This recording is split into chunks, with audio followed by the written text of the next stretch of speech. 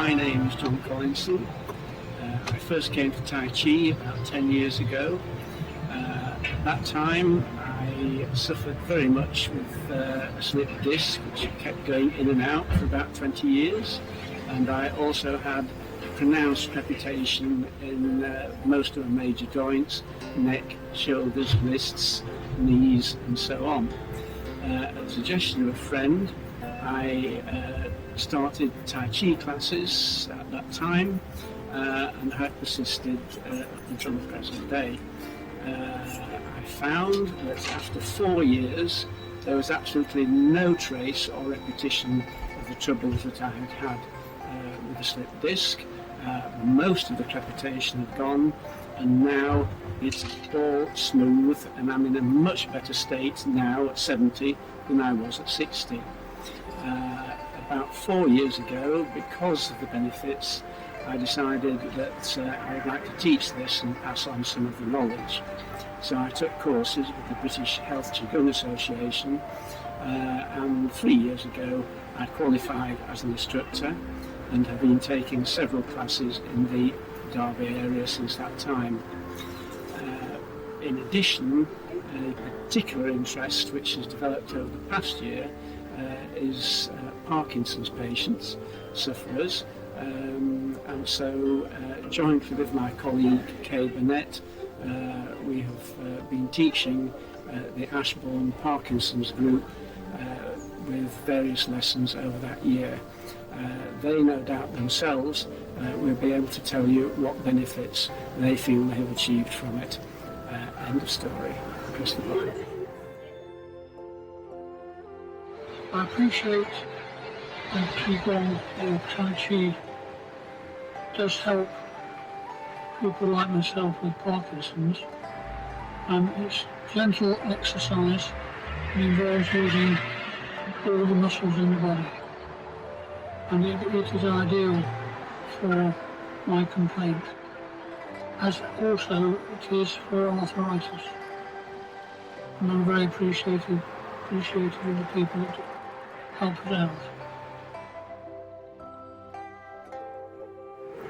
I'd just like to say, as a full-time carer, I usually arrive at the meeting on Friday completely stressed, and I can say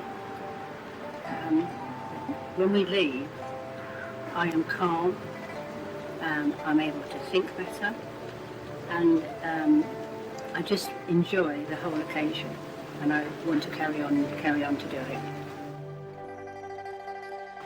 Hello, my name is Charlie. I suffer from Parkinson's, and I find that the Tai Chi is a benefit to me as regards relaxation, coordination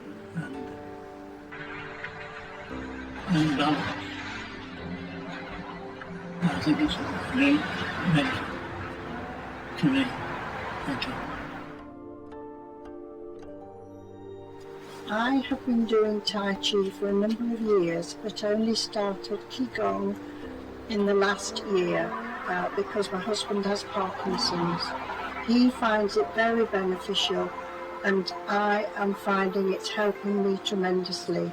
It's a lot slower than what I did before, but I can still tell I am doing everything, and I feel far fitter afterwards. Sometimes I feel very tired afterwards, and another time I feel $1 million, but it's all helping, and I would recommend it to anyone, but especially someone with something like Parkinson's.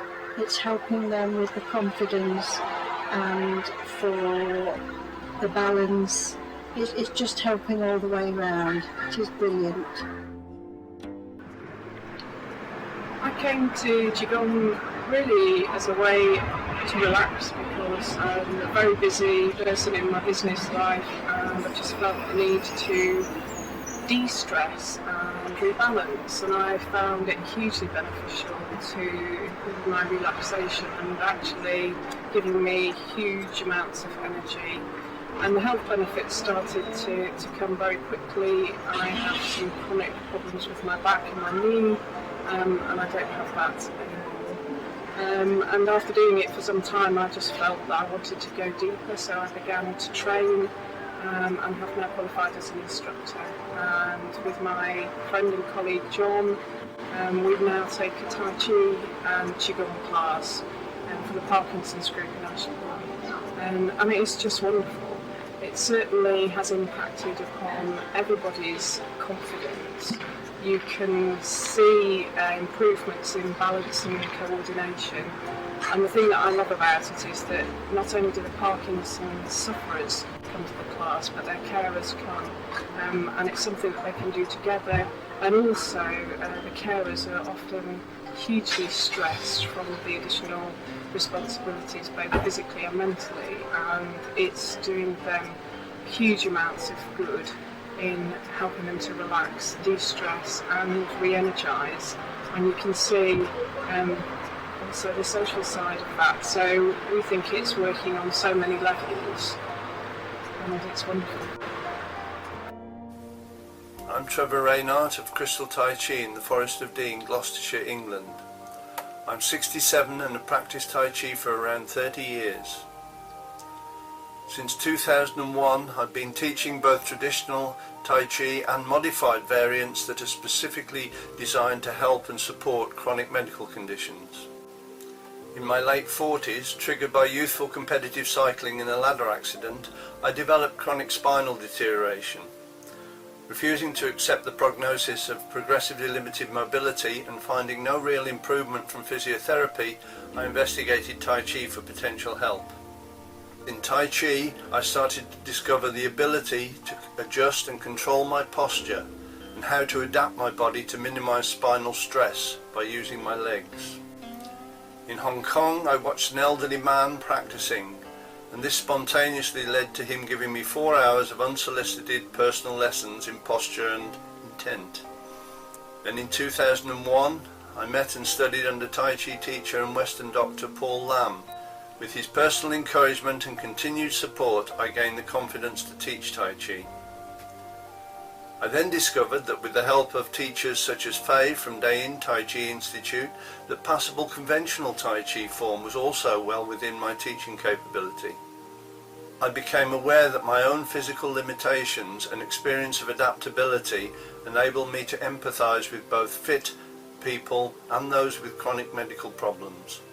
What are the key things that I have discovered? I see that with a teacher who provides encouragement and empathy, that you are never too old or infirm to start and benefit from Tai Chi and Qigong. I see older people with limited balance and mobility gain confidence in movement, with reduced reliability on sticks and aids, improving balance and falls prevention. I see people with osteoporosis start to confidently exercise again, without the risk of falls or stress fracture. I see young people worn out by modern society with stress, back problems, etc., starting to calm down, to relax, refocus and improve their quality of life. I see those for whom illness has stopped an active life start to enjoy group activity again and social interaction. I see stroke, Parkinson's, MS sufferers, etc., using Tai Chi's slow, controlled, holistic and purposeful non-aerobic movement to enjoy well-being improvement. Finally, above all, I see that everyone, young and fit, old and infirm, who persevere will gain something from Tai Chi and Qigong. It rewards tenfold the effort put into it. Hi, my name is Suzanne and I'm an occupational therapist and also a Tai Chi and Health Qigong instructor. I teach open classes, but I also teach specialised classes for people with acquired brain injury, for people with arthritis and with osteoporosis. Today more and more people are wanting to take ownership of their health and help themselves as much as possible. And Tai Chi is a really good way in order for people to do that. And I believe that Tai Chi is a really cost-effective and efficient way to enhance the treatment that people are already getting on the health service and to help them to take ownership and responsibility for their own health. I have an 85-year-old lady with osteoporosis who, after doing Tai Chi for 2 years in conjunction with her medication, has had a 13% improvement in her bone density shown up in her bone density scan. I have a lady in her 60s who has an inoperable tumour wrapped around her lower back and into her hip, and after her Tai Chi class her pain levels are reduced and she walks taller. I have another lady who uses Qigong on a daily basis to lower her blood pressure following a stroke, and when she's hooked up to her blood pressure monitor you can actively see her blood pressure reduce as she does her Qigong exercises. Tai Chi not only helps with the physical, but it can also help in terms of cognitive function.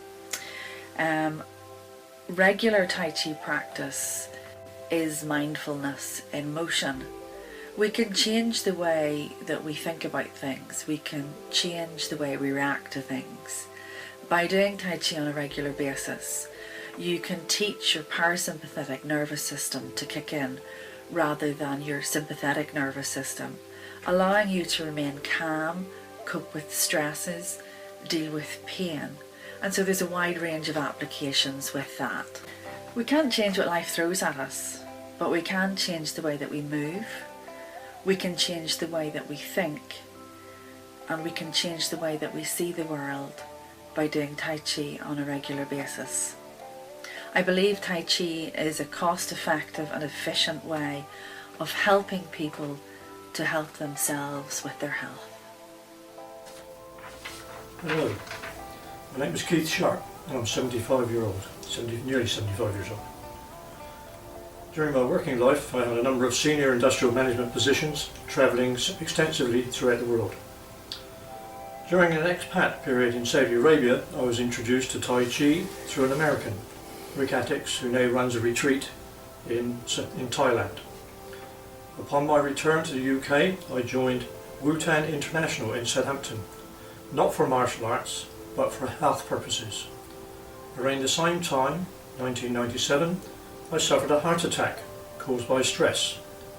I did not require surgery and continued to take the National Health Service medication. Around 2003, I began teaching in adult education centres, primarily the Cheng Man Ching 37 postures short yang form and some elementary Qigong. Early in 2004, after finishing full-time work, I was asked to run a 4-week by 45-minute taster for an over 50s group, funded by Southampton Social Services and the Primary Care Trust. Within months I had over a dozen sessions a week. Since then I have introduced other instructors to this type of sharing our information, which is for the less able, less mobile and the elderly. So successful has it become, there are over 50 sessions a week in the surrounding area, all run on a commercially sound basis.